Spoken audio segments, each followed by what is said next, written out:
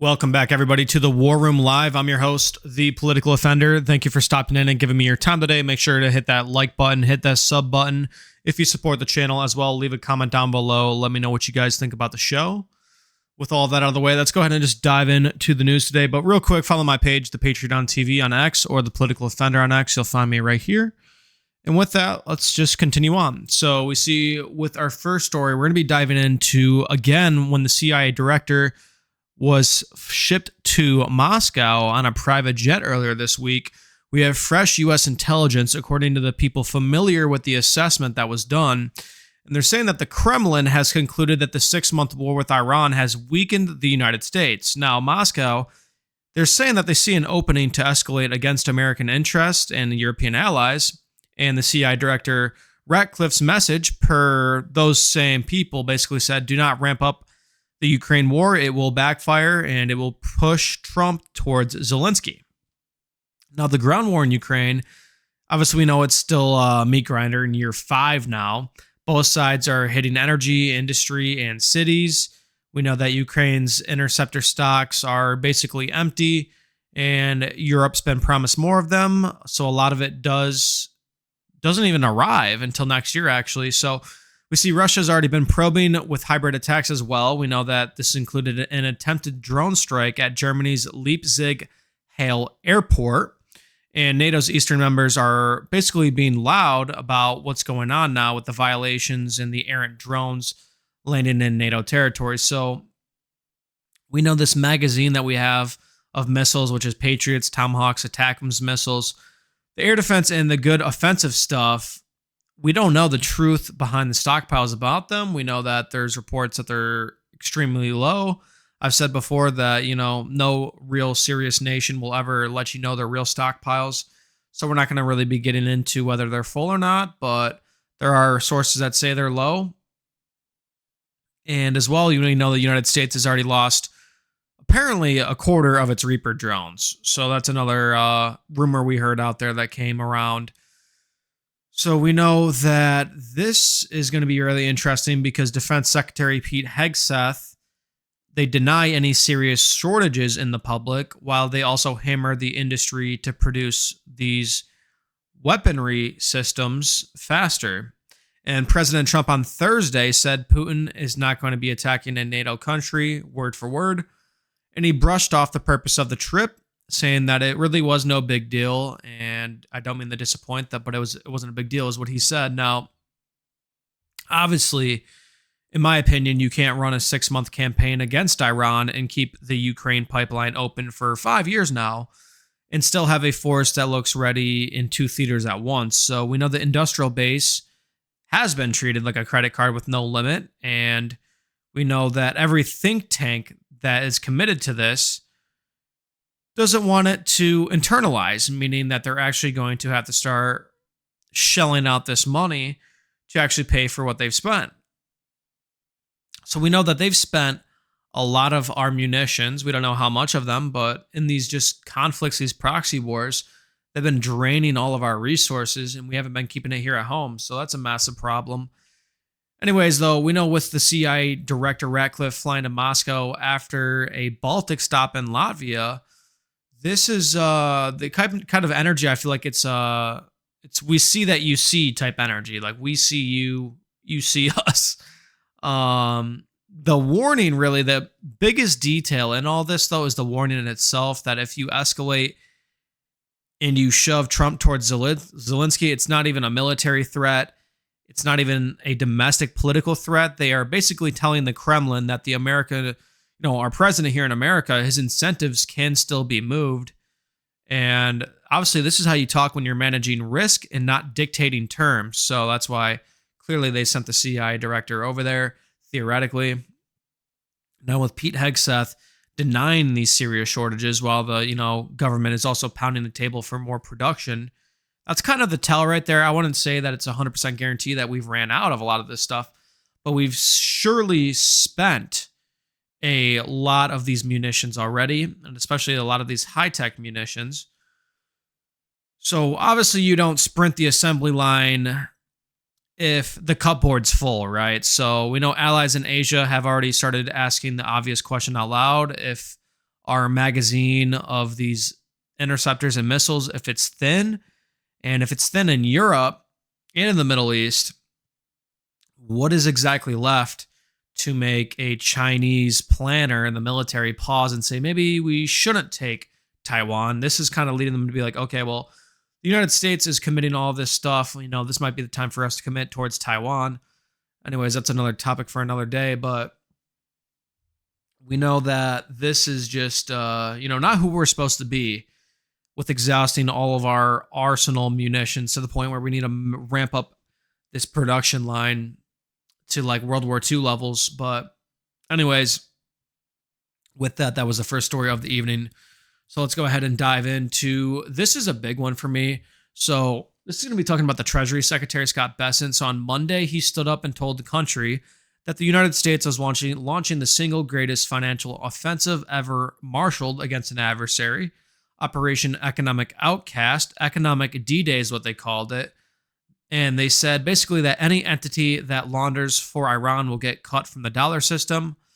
And he says a major financial institution would be sanctioned by the end of the week. So we know he also made a statement saying the whole entire world economy would implode if these sanctions were enacted immediately. And not a lot of people caught on to that. So he literally said that the world economy would implode if these sanctions were enacted right away. And that goes to show you where we're at already in the scale of the world collapsing from where we're at. So on Friday, today, we see that FinCEN proposed a rule that would, after a 30-day public comment period, revoke correspondent dollar access for the UAE branches, Egypt's second largest bank as well. And as well, the same day, the OFAC blacklisted Reza Mohammed Taidi, the general manager of Bank Melli's Dubai branch. Treasury says those UAE branches processed about $1.8 billion from January 2024 through June 2026 for 103 companies it ties to Iranian shadow banking. So, what's going on here? Why am I even bringing this up? Obviously, we know that this 6-month war in Iran, it's just continuing grinding on. The kinetic piece of this war is pretty stuck right now because we keep launching airstrikes. What else do you do other than just blow up their infrastructure? We know oil is the regime's oxygen and the dollar is still the choke point here. We know that Dubai is a wash house for some of the money. But obviously, the secondary pressure is how you hit Tehran without putting another carrier group on the table. So if you give Cairo and Abu Dhabi a warning shot instead of detonating a whole national champion, if you sanction the manager at the Bank Melli because Bessent already said those branches should go dark, they're also going to have to hit the Hong Kong front because that is how these networks actually move cash.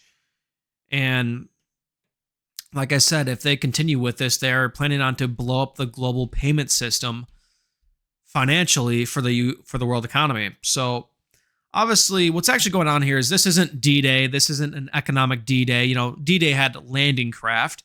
This is more of a Federal Register notice and a 30-day comment window so lawyers in Cairo and Dubai can just write letters. Obviously, you do not announce the single greatest financial offensive in history on Monday, and then on Friday proposed to inconvenience 5 branches of an Egyptian bank while the mothership keeps clearing their dollars through. So this isn't an offensive. This is clearly a press cycle with a more of a footnote. They told you a major financial institution, and what they delivered is a geographically fenced process, against one foreign bank's Gulf footprint, plus a guy with a title and a shell company in Hong Kong. So obviously, they hope you missed this as well. They chant maximum pressure, and turns out these people can still do legal dollar business through their headquarters in every non-UAE branch. And as well, Egypt's central bank already put out that this is contained statement because obviously it's contained, it's by design. So this isn't the economic D-Day that we were told it was going to be. And like I said, if it was, you would see the world economy crash, and maybe that's what they realized. So Anyways, with that, I figured that was just interesting that that happened. They said economic D-Day, and obviously it was like the biggest taco ever seen. But anyways, okay, let's move on to some news in the Strait. So we see Iran just launched a ballistic missile and several drones from Bandar Surik towards vessels in the Strait of Hormuz. Now, this is interesting because now what basically the mainstream is going to tell you as well is that the usual suspects, they're creating another, ceasefire violation, another reckless assault on the freedom of navigation. That's basically what's going to be said. But obviously, this isn't a surprise that Iran is sending drones and missiles into the Strait because it's some of their only leverage they have. It's not a surprise that this is the same playbook that Iran has also run for months in this grinding fight with the US. So they know they can't slug it out with a US Navy in a conventional sea battle. So obviously, all they have to do is sit on the coastline with land based missiles and cheap drones, and they squeeze the tap in the Strait of Hormuz. So this is wild because this site in the Bandar Surik, it's not some random fishing village. It actually sits on the Iranian side of the approach of the strait, and it's been hit before. But anyways, it's a part of the IRGC's coastal kill web with radars, small boats, launchers that don't need a big navy to make these insurance rates go sky high. So Iran wants every tanker captain clearly to understand one simple rule, and it's that if you don't coordinate with us, that you're going to be rolling the dice, and then the United States wants every captain to understand the opposite rule, that we are the guardian of the strait and we will hit the launch sites when you fire. So both of these intermediaries keep signing pieces of paper, and both of them just keep lighting the fuse, and it seems like it's just never going to stop. So we know that as well. This isn't some random occurrence. This happens almost every week now. And let's dive into the CENTCOM chief here, who says all of the sea mines are cleared out and the Strait of Hormuz is safe and clear to pass through. So this is going to be kind of the opposite of the last story, because the last story would signal that they're sending drones and missiles, so their captains wouldn't want to keep going through the strait. And this is coming from the chief of the Navy in America, and they're saying, well, it is clear. So let's go ahead and take a listen to the contradiction here. Threats using a combination of Navy divers, Navy SEALs, and U.S. air power from the Army, Navy, Air Force, and Marine Corps. The circumstances were challenging and dangerous to say the least, but we got the job done. Bottom line, today, international shipping lanes are open and momentum is building. Over the past several months, U.S. forces have assisted nearly 1,500 commercial vessels in training.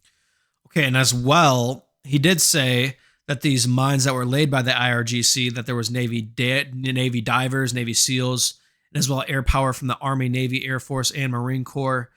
He said the circumstances were challenging and dangerous. Well, obviously, right? That's extremely dangerous. But, the mainstream media is now telling you that the mission's accomplished. The markets can breathe. 6 months into the war, that it's all mission accomplished. We've done everything what we can do.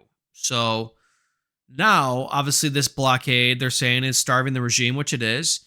And Trump said the mines were gone a few days earlier. But obviously, it's kind of weird that they declare the channel open the same week commercial traffic is still just completely in the gutter. We know pre-war, 100 to 130 ships a day, a fifth of the world's oil was shipping through there. And now you're looking at a handful of commodity vessels, 5 on some days, with these war risk premiums that are sitting on these ships. And I don't know if the United States is paying these premiums to these shippers to keep going through, or they're covering the insurance, but it is surely very expensive to pay for that, whoever's paying for that. As well, we know that Allied assessments are circulating privately put Iranian mines laid in the waterway at something like 80 to 150 of them. And those same people do not believe that every last one of them are gone. We see the Joint Maritime Information Center is still warning about drifting and uncharted mines in and near the traffic scheme of this area. And Oman and Iran are talking about their own temporary corridor, like we said, where Trump said he would bomb the shit out of Oman if they made that deal. So obviously, this is the oldest American habit in the book. We send divers, Navy SEALs into this water so the global utility stays on, and American families are still getting, $4.50 gasoline and a 50,000 troop bill in the region. That's just the ledger. How much does it cost to run an aircraft carrier a day? Probably $5-10 million. I don't know how much money it costs. In wartime schemes, probably a lot of money. And obviously, the last crowd spent you basically years lecturing you about a rules-based order. And now we're destroying the rules-based order by launching all of these proxy wars in these regions where obviously there's a global energy war going on right now. By providing coordinated So here's protection. Some more talk from Those ships were Admiral carrying Cooper nearly here. 750 million barrels of crude oil destined for global energy markets, which is a massive volume.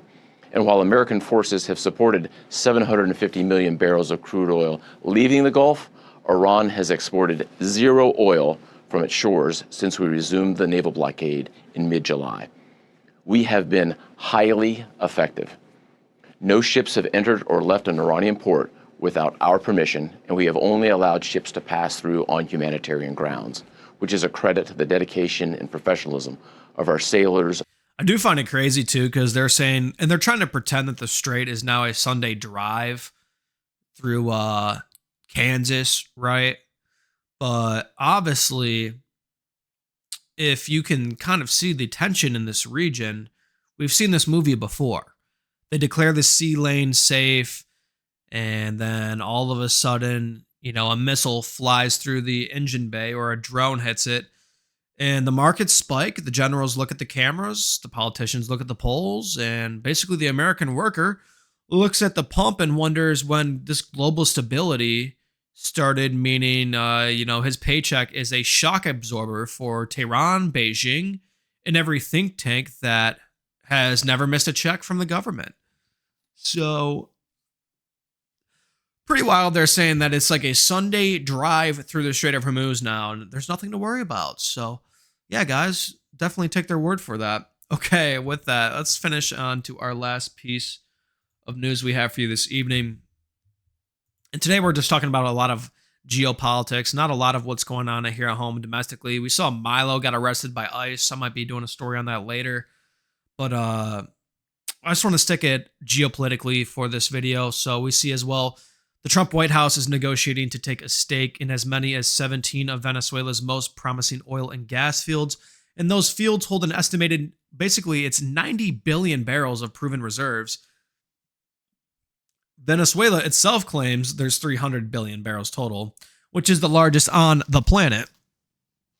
So an unnamed U.S. official told Axios, of course he's unnamed, right, that calling the deal huge would be an understatement. And a second official said the president is close to securing America's energy future for generations, not just for here, but in the hemisphere. So the talks are being run by Secretary of State Marco Rubio and Delcy Rodriguez, Venezuela's acting president, months after U.S. agents obviously snatched Nicolas Maduro in the nighttime raid and dropped him off in a Brooklyn jail. So this is also interesting because, like I said, meanwhile, the war with Iran has slammed the Strait of Hormuz shut with 20 million barrels a day used to move through that. And now not so much goes through the strait. So obviously, we didn't stumble into this commercial opportunity. We've created the conditions, and then we showed up with the sheet, which is the naval blockade on Iran and as well as in Venezuela. And the tanker seizures the Venezuelan ambassador called worse than piracy. Then a snatch and grab on the president happened. And now the same government just basically threw, him into the dust, Nicolas Maduro. And they're saying, yeah, well, of course the United States can have all of our oil reserves. Why not? Why can't they? So the timing isn't subtle. I find it pretty funny that they were complaining about it and now they're completely cool with it. So yeah, pretty cool there. So we know our emergency reserve is at levels last seen when a lot of people running policy were still in high school. So a long time ago, we're at the lowest reserve levels we've been in a long time. And these American corporations that spent years refusing to go back because this place is a dilapidated wreck are suddenly being invited to oversee operations in Venezuela. So decades of neglect is now being brought into these countries where they're like, okay, or sorry, companies where they're like, okay, well, we were too worried about how long we're going to have rights to all these gas fields. But now, since we have the US signing these contracts, knowing that we can stay there, they're all piling in. So obviously, these fields aren't turnkey. 90 billion barrels in the ground is a nice number until you remember the infrastructure is junk and the political situation is a guy, that we just kidnapped and threw him in a Brooklyn jail. So obviously the paper reserves are not gasoline in Cleveland. They're just a claim. And these claims in a country that also just watched its president disappear in the night do have a habit of coming with extra security costs. And I'm sure that they're hyping up the situation a little bit more than what it is. But it's a good thing, honestly, that at least, our president's, I guess, taking the oil there. So it's a global energy war, clearly. So we're already in it. I'm not saying we should go do all these foreign escapades. I think we should do the opposite. But this one was a good one, honestly. The Venezuela one turned out good. So unlike the Iran one. But anyways, with it, everybody, just leave a comment down below. Let me know what you guys think or your thoughts are on the show. Hit the sub button, hit the like button if you want to support the channel. I appreciate it. Follow my page on the Patriot on TV on X, or you'll just find me by looking up the Political Offender, and make sure to follow the YouTube channel right here. Appreciate all of you stopping in and giving me your time. I look forward to seeing you guys in the next episode. Have a good one.